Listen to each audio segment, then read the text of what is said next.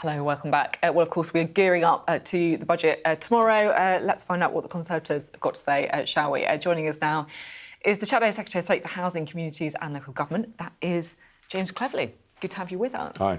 Just very quickly, as a kind of former Foreign Secretary, we've seen all this stuff going on with Ukraine, potential of some kind of deal being struck, question marks over whether it's something that could ever be accepted by both sides. I don't know how closely you've been following it, but what are your reflections?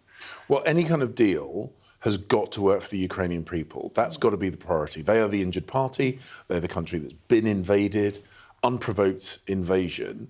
And I've been to Ukraine on a number of occasions, and in all their cities, including Lviv, which is well to the west of the conflict zone, you see people that have lost limbs, you meet people that have lost family members.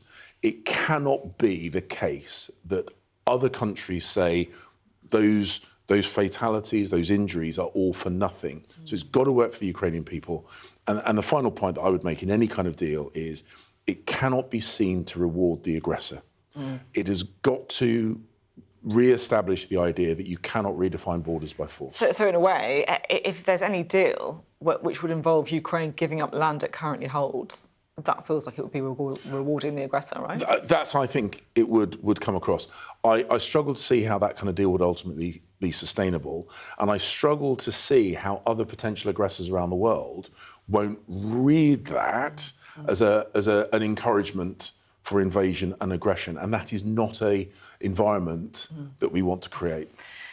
Let's talk about the budget, shall we? Are there any tax rises at all that you would support? Well, taxes are too high.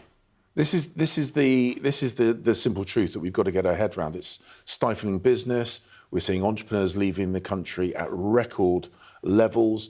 Business confidence is at rock bottom. Business confidence now is lower than it was at the depth of the pandemic. Businesses are more scared of this Labour government than they were about coronavirus.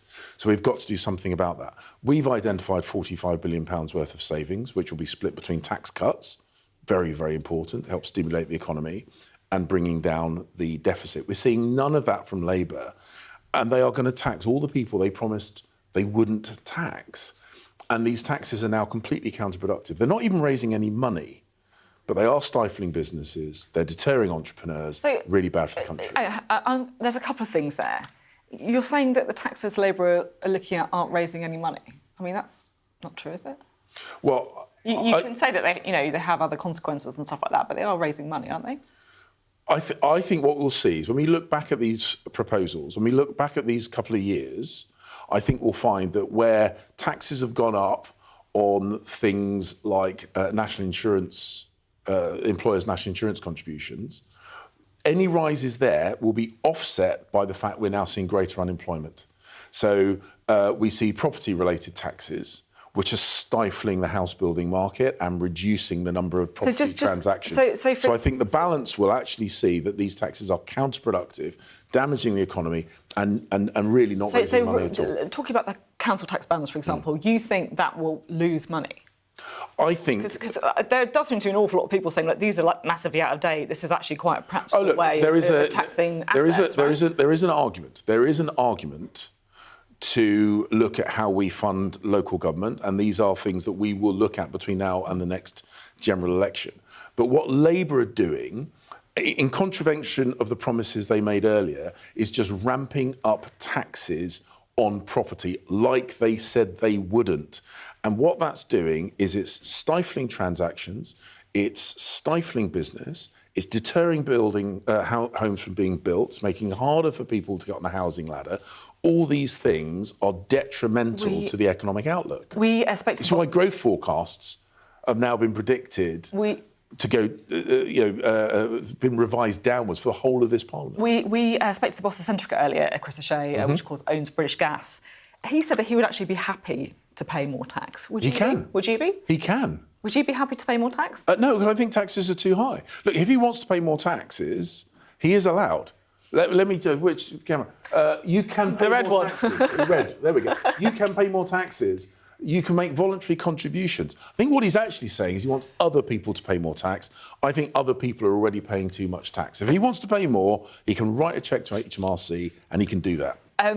Your party chair Kevin Hollenrake posted on social media earlier this week. I just want to ask you about this. He was connecting a new badge released by Reform to a badge worn by Nazi supporters. It was a link to a Wikipedia page. Was that funny? No, I think he was trying to make a. I think he was trying to make a point. I don't think the metaphor didn't make the point I think he was trying to make. It's not the one that I would have chosen. I think what he was highlighting was that I think Reform are now riddled with inappropriate behaviour. We've just seen the former Reform leader in Wales get sent to prison for corruption charges, receiving bribes from Moscow for repeating Putin's lines about Ukraine and the West. So I think Kevin is absolutely right to highlight the fact that there is a real problem within Reform, and a problem that Nigel Farage, when he was interviewed yesterday, flatly refused to deal with. It's not the metaphor that I think he should have chosen. I mean, Kemi Badenoch said he was being funny. I see Reform being abusive to lots of politicians all the time. They like to dish it, but they can't take it. I mean, he is linking.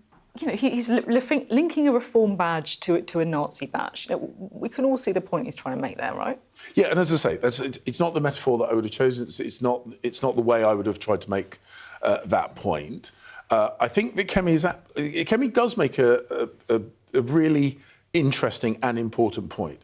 Farage claims to be the champion of free speech. He claims that people are too thin-skinned. He claims that people should suck it up and just be unless he's at the receiving end, in which case he goes crying off to nanny. So the point is, if you think that it should be a free speech environment, fine, live by your principles. But what we're actually seeing is when he's put under pressure himself, he refuses to look at inappropriate behaviour in his own party. He said that yesterday, basically saying, not my problem.